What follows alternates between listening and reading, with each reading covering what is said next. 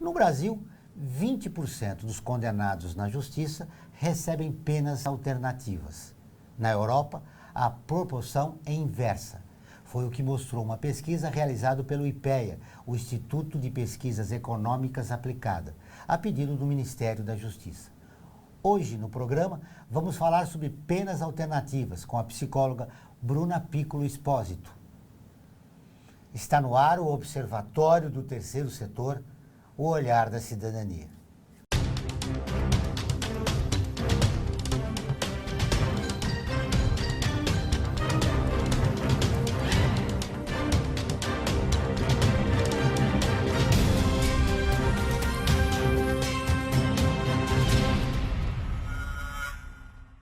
O Observatório do Terceiro Setor mostra pessoas que trabalham para a melhoria da sociedade, além de divulgar e interagir de forma comprometida com as organizações de interesse social.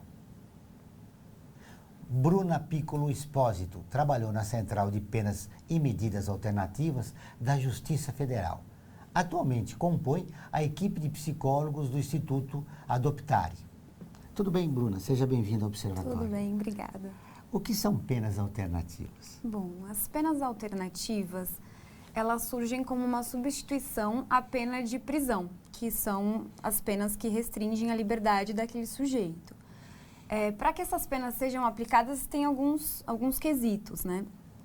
A pessoa tem que ter cometido um delito de baixo potencial ofensivo, né? Que não ofereça risco, ameaça à vida. Enfim. Por exemplo?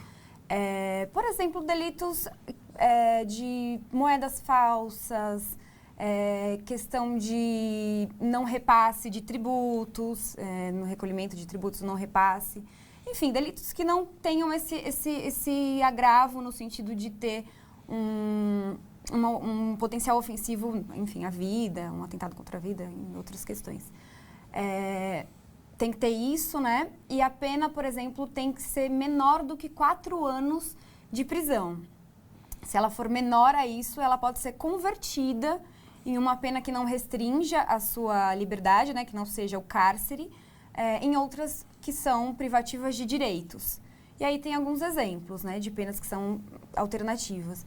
Como, por exemplo, a pena de prestação de serviço à comunidade, que a gente chama de PSC, né? Pela sigla. Prestação pecuniária, que é o pagamento de um valor que o juiz atribui àquele dano, a pessoa vai ressarcir aquela pessoa que ela danou ou é encaminhada a uma instituição que realiza algum projeto de fim social. Projeto enfim, social. Sim, perfeito. Privação de final de semana, enfim, tem algumas penas que substituem, né, o cárcere. Então ele não vai para a cadeia, ele fica cumprindo, ou seja, numa instituição, uma organização de interesse social, ou pagando uma multa. Perfeito. Ou duas. Pode substituir a pena de prisão, que é a de restrição de liberdade, por até duas, né, de restrição de direitos, que é uma dessas. No início do programa eu falei que só 20% dos condenados da justiça brasileira fazem uso, né, da pena alternativa. Por quê? Perfeito. Acho que a opinião pessoal, né? Acredito que no Brasil essa política ainda não tenha muita força, porque isso é muito diferente quando a gente pega países da Europa, enfim. O cárcere ainda é muito presente. A gente vê uma população de, por exemplo, mulheres encarceradas por questão de delito de tráfico, que não são grandes traficantes, que não são e estão nessa por questão do companheiro, enfim, do marido, foi mula, sabe? Enfim, tem diversas questões sociais que permeiam essa lógica, né? Os mais pobres sempre vão para a cadeia. Perfeito. Em relação aos mais ricos. Perfeito. Muito bem. Bruna, se 20% só utilizam, nós temos uma cultura do encarceramento no nosso país. Como a gente muda isso?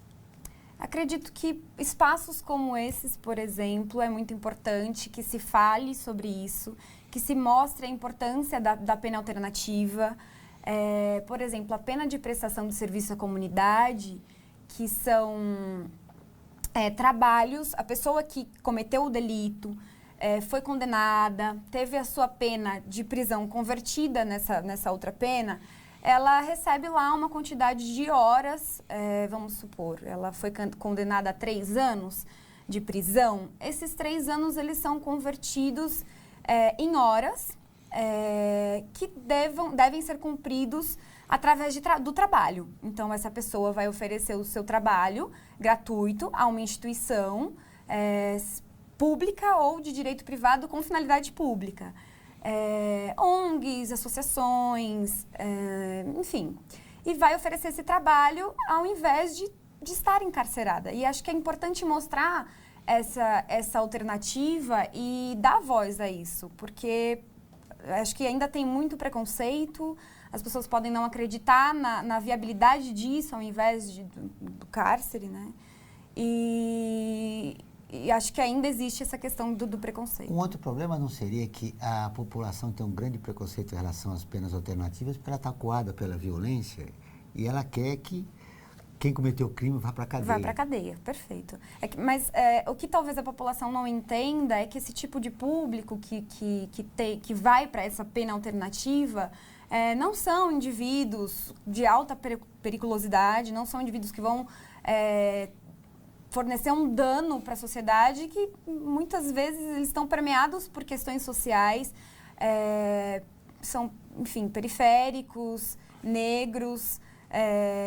Tem outras questões que possam ter levado ao cometimento do delito.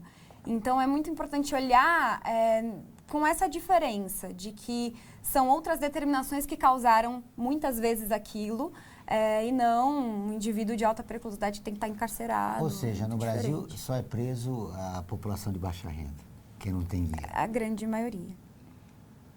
Muito bem. Todas as terças e quintas-feiras, ao vivo, às 14 horas, tem programa de rádio Observatório do Terceiro Setor, onde recebemos especialistas que, junto com os ouvintes, debatem os principais temas da atualidade e do terceiro setor. Você pode ouvir pela Rádio Trianon AM 740 ou em qualquer lugar do mundo, pela internet, do seu celular, computador ou tablet, pelo link que aparece na sua tela. Voltamos depois do intervalo. Aguardem.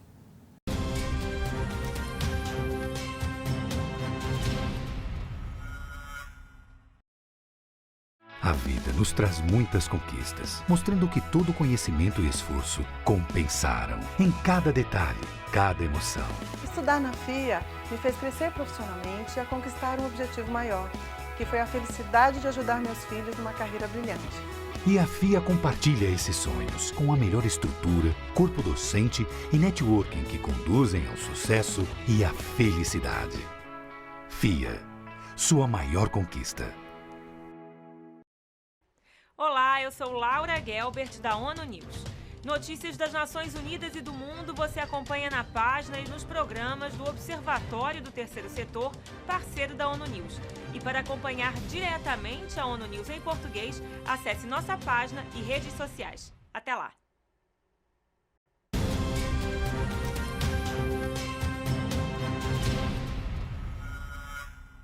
Estamos de volta com o Observatório do Terceiro Setor, o olhar da cidadania. Estamos com um novo quadro. Você conhece? Vamos contar a história de personagens que fizeram a diferença. Ele poderia ser salvo pelos nazistas, mas preferiu ir para a morte com suas crianças. Janusz Korczak. Você conhece?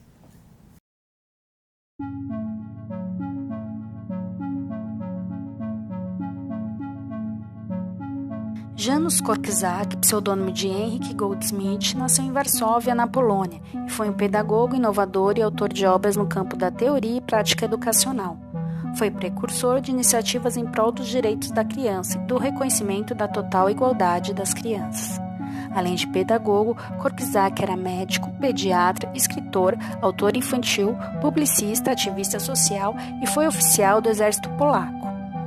Fundou e dirigiu o Dom Sieroty, um orfanato em Varsóvia, destinado a crianças judias, sendo financiado pela Sociedade Judaica. O orfanato abriu no dia 7 de outubro de 1912, sendo Korczak seu diretor. No final de outubro e princípio de novembro de 1940, o orfanato foi transferido para o gueto de Varsóvia e pouco depois, Korczak detido, sendo liberado algumas semanas depois sob o pagamento de fiança. O gueto retomou a escritura regular do seu diário iniciado em 1939. Anteriormente, durante 2 anos, não escrevera nada, visto que canalizara toda a sua energia para a educação das crianças do orfanato e para outras atividades relacionadas com a situação das crianças no gueto. O diário foi publicado pela primeira vez em Varsóvia em 1958. A última anotação tem a data de 4 de agosto de 1942. Na manhã de 5 ou 6 de agosto de 1942, o terreno do chamado Pequeno Gueto foi cercado pelas tropas da SS, por polícias das forças ucranianas e letãs. Durante a chamada Grande Ação, a principal etapa de exterminação da população do gueto de Varsóvia por parte dos nazistas, Korczak recusou a proposta para se salvar, pois não queria abandonar as crianças e os funcionários do orfanato. No dia da deportação do gueto, Korczak pediu para as crianças colocarem suas melhores roupas e pegarem seu brinquedo favorito. Korczak acompanhou o cortejo das crianças, de onde partiu os comboios para os campos de extermínio. Na marcha seguiam 192 crianças e alguns educadores.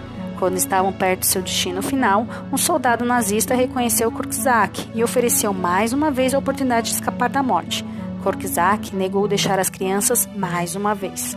A sua última marcha transformou-se numa lenda, tornou-se um dos mitos da guerra e um dos temas mais recordados. Janusz Korczak morreu junto com as crianças no campo de extermínio nazista de Treblinka em 1942.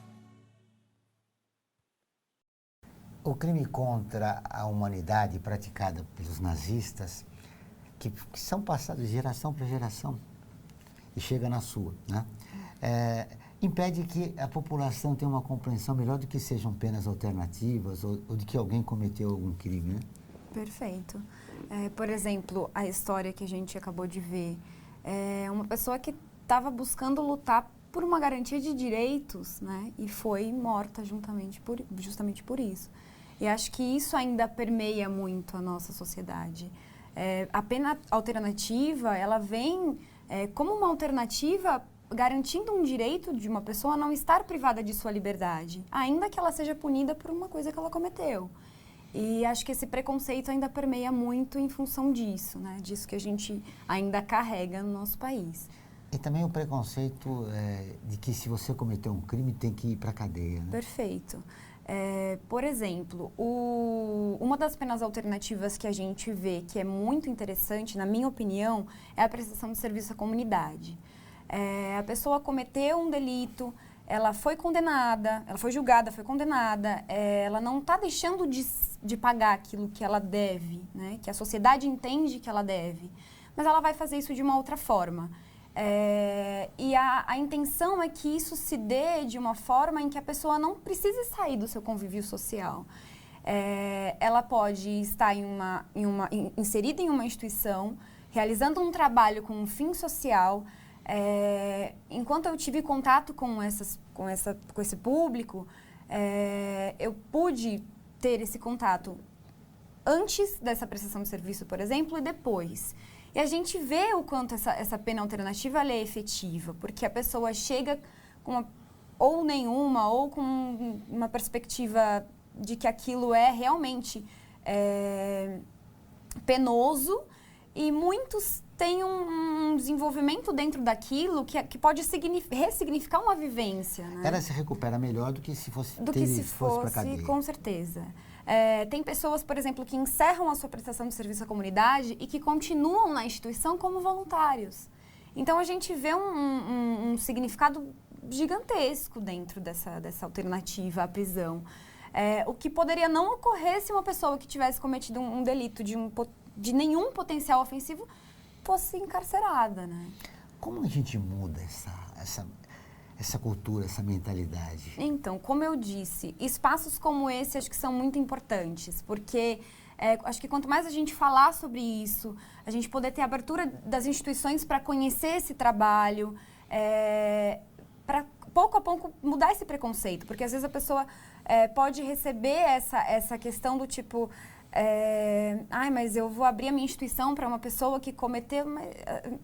É uma pessoa que vive em sociedade como eu, como você, como qualquer um, que por algum motivo teve uma prática que, pela lei, é considerada ilícita, mas que não vai representar nenhum risco. O importante é saber qual é o perfil psicológico dessas Perfeito. pessoas que Sim. cumprem penas alternativas. Sim. Esse público, quando encaminhados para as instituições, eles são atendidos, eles são acompanhados. Não existe nenhum delito que seja... que tenha um potencial ofensivo que impeça com que a pessoa esteja em uma instituição, tanto que as instituições cadastradas são das mais variadas. Tem desde Instituto de Longa Permanência de Idosos, instituições que acolhem crianças. Então, não são públicos que têm um risco dessa pessoa estar em contato, né? Porque senão não estariam. Muito bem.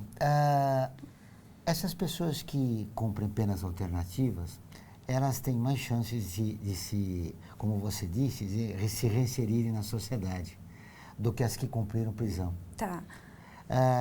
De que maneira nós podemos mudar a legislação para incentivar as penas alternativas? Então, acredito que quando a gente pensa nas penas alternativas, nem digo a palavra ressocializar, porque a pessoa não chegou nem a sair do seu convívio. Pode pensar em um outro... Eu entendo como uma ressignificação daquilo que ocorreu, do delito em si, mas a ressocialização, nesse caso, não entra, porque ela não saiu. Ela ainda está inserida em sociedade e não vai sair, porque ela está lá cumprindo sua pena, mas ela está em liberdade. A restrição que ela tem é de direito, não de liberdade. Mas compreender o crime que ela cometeu. Perfeito, perfeito. Já as penas privativas de liberdade, não. Elas têm que ter um trabalho por um outro viés, porque ela esteve aquém, né, da sociedade, ficou encarcerada e o trabalho com ela provavelmente vai ser... Provavelmente não, é outro... E custa muito para o Estado. Perfeito. Vamos para um pequeno intervalo e voltamos dentro de instantes.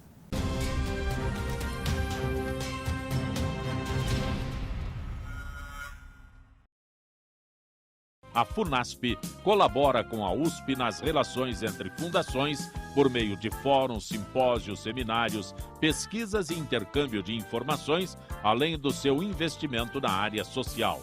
Para melhores informações, entre no nosso site www.funasp.org.br. FUNASP, um marco entre o universo acadêmico e a sociedade.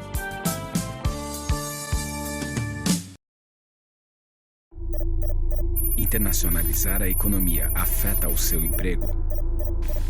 Para onde vai o Brasil? Ter opinião sem análise é só repetição, repetição, repetição, repetição, repetição, repetição, repetição, repetição, repetição. Informação é importante, análise é fundamental. Le Monde Diplomatique Brasil, independente e crítico.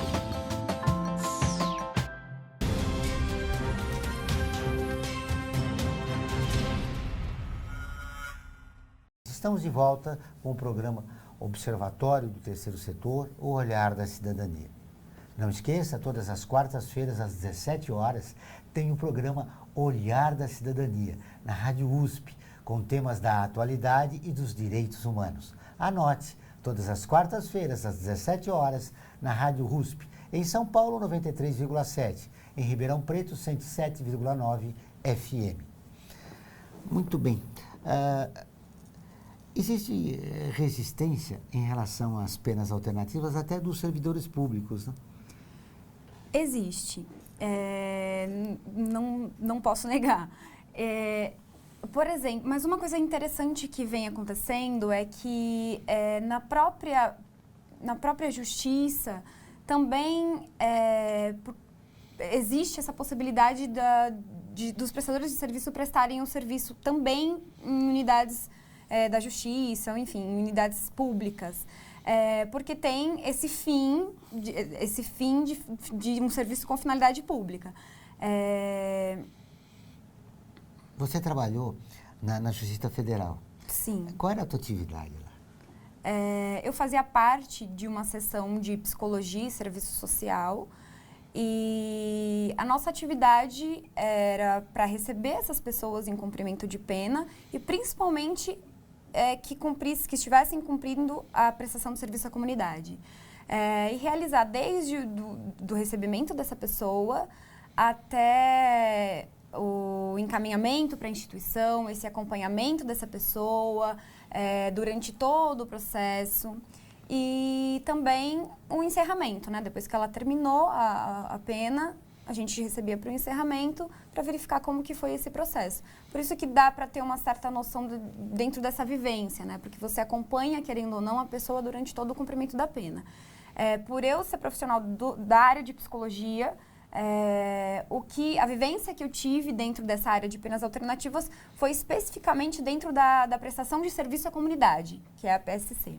E é possível averiguar, a polícia tem braço para olhar se o condenado está cumprindo essa pena alternativa? Eu enquanto atuei nesse local, nós tínhamos um contato muito frequente com as instituições para verificar a regularidade dos prestadores. É importante que haja essa parceria entre o judiciário, enfim, ou quem está realizando essa fiscalização, por assim dizer, e as instituições que acolhem esse público, porque é através dessa parceria que a gente consegue... o intuito não é fiscalizar, mas é entender que ele está tendo um bom cumprimento de pena. Que isso está sendo bom não só para a pessoa que está sendo acolhida, como para a instituição também. Então, dá para se ter essa noção em função do trabalho, como o trabalho é realizado. Ele compreenda o crime que ele cometeu e continue sua vida na sociedade, né? Isso.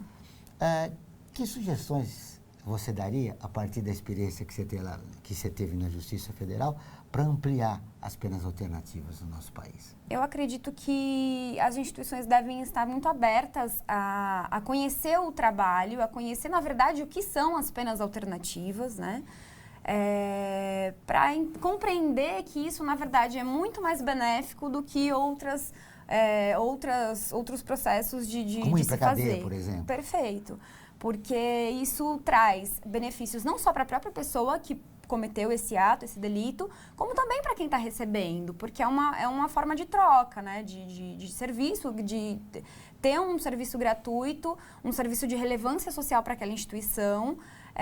Então é importante que esse olhar seja um pouco menos preconceituoso e um pouco mais de escuta, para poder receber essa pessoa sem nenhum paradigma, sem um preconceito sobre aquilo, e poder verificar o quão isso realmente traz resultado, retorno. Acho que o segredo está aí. O importante também é destacar que ele não cometeu um crime hediondo, né?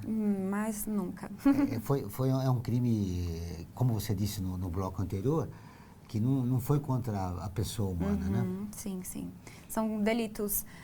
Depende da central que recebe esse delito, dependendo da esfera, se é estadual, se é federal, enfim. Os delitos variam, mas sempre serão de baixo potencial ofensivo, que não tenham oferecido risco à vida, que a pena seja menor do que 4 anos. Então, são delitos considerados leves. Desde, como eu disse, passou uma moeda falsa... sonegou um imposto, teve algum descaminho. Então, assim, tem uma população bem diversificada que é recebida, né, por conta dessas práticas, desde grandes empresários, enfim, até pessoas de uma baixa renda, periférica, Falando em relação aos empresários, a população de baixa renda e os ricos, há uma diferença no tratamento da justiça, não? É interessante que, a partir do momento em que aquela pena é aplicada, a diferença não é para existir, porque a execução dela vai ser dada da mesma forma. O que eu, na minha vivência particular, observei, na verdade, é que alguns casos, por exemplo, de um empresário, uma pessoa de uma condição melhor na vida, que tem essa condição financeira, Tem acesso tem a acesso advogado. a isso, outros recursos. A pena é observada de uma forma um pouco mais branda do que pessoas que, por exemplo, passaram uma nota num mercadinho da vila, do bairro, vai ter lá uma pena de 3 anos, vamos supor, em comparação com uma de 1 ano. Então, na minha experiência pessoal, eu observei uma certa discrepância nesse sentido. E isso é claro que é uma questão Cultural. social. Para mudar isso, Perfeitamente. a justiça para que ela se estenda aos pobres, o que é necessário? Eu acho que a mobilização é necessária, né? Como eu disse e repito, espaços como esse para que a gente possa se expressar, falar, ser ouvido, discutir, debater, levar até as pessoas essas questões para que chegue, né? Para que alcance, tanto a níveis de, por exemplo, começar a quebrar esses primeiros paradigmas, esses primeiros preconceitos de instituições que acolham esse tipo de público, até, enfim, representantes, assim, Obrigado assim por pela diante. entrevista. Imagina, obrigado eu. E voltaremos a conversar sobre penas alternativas. Obrigada. O programa do Observatório do Terceiro Setor dessa semana fica por aqui. Mas para continuar nos acompanhando, acesse o nosso portal observatoriotercesetor.org.br. Lembrando que o Observatório é acessado em 173 países e atinge mais de 2 milhões de pessoas todo mês. Voltaremos na próxima semana com o Observatório do Terceiro Setor, o olhar da cidadania. Até o próximo programa.